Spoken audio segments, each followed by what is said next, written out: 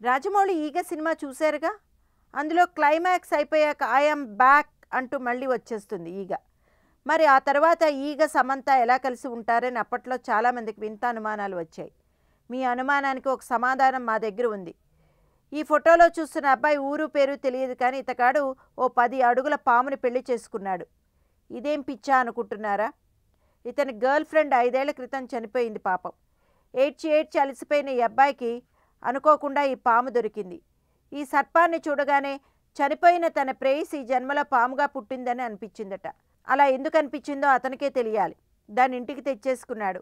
ఆ పాముతోనే రోజంతా గడుపుతున్నాడు. క్యారమ్ ఆడతాడు, జిమ్కి వెళ్తాడు, ఏం కొన్నా తినిపిస్తాడు, టీవీ చూస్తాడు, బయట షికారుకి తీసుకెళ్తాడు. ఓరిని పిచ్చి పిజ్జా హట్లో పెట్టా అని మీరు ఆశ్చర్యపోతున్నారని తెలుసు. ఈ పాముని ఏకంగా పెళ్లి చేసుకున్నాడు. తన ప్రేయసి చనిపోయి తన దగ్గరికి ఈ రూపంలో వచ్చిందని వితండవాదం చేస్తున్నాడు. ఏమిటో ఈ వింత లోకం. ప్రేమ గుడ్డిదని తెలుసు, కానీ మరీ ఇంత గుడ్డిదని ఇప్పుడే తెలిసింది.